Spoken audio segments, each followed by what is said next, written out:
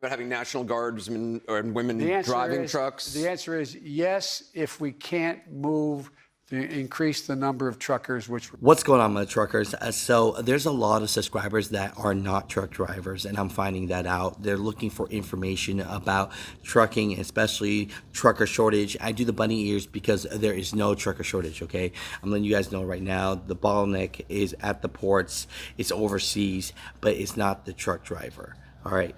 But here's the thing. I've been getting blown up since Thursday night. There was a town hall, CNN, big thing that went on that President Biden was there answering questions, basically trying to calm down America. So a girl asked a question about supply chain. President Biden, growing up in a small town, I have been surrounded by small business owners, including my mom, who owns her own interior design business. With the current supply chain crisis, small businesses are in jeopardy of not being able to get products that they need because priority is given to large businesses. Does your administration have any policies or plans in place to aid the current supply chain problem and or to help small businesses that are affected by this? Yes, on both. But you have to. And basically his thing is he believes that having the ports 24/7 being open and having big players like Walmart come in and supposedly offload these containers will solve this problem.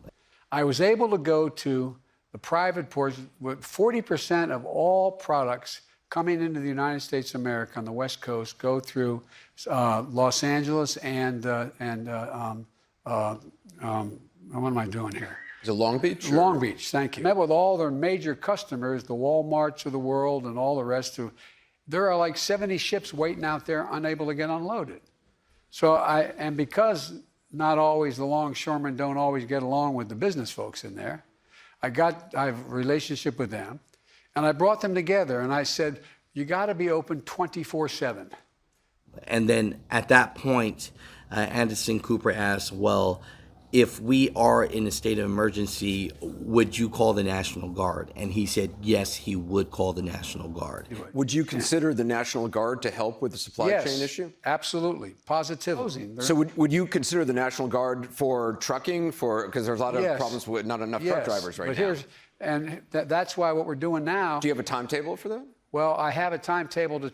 First of all, I want to get the ports up and running and get the railroads and the railheads and the trucks in port ready to move, because I've gotten Walmart and others to say we're going to move stuff off of the port into our warehouses. But you're actually talking about having National Guardsmen and women driving trucks? The answer is yes, if we can't move to increase the number of truckers. After the White House reached out to CNN, and I'll put that article down so you guys can read that link, said, no, we are not pursuing this. He might have said that, but no, we're not doing this.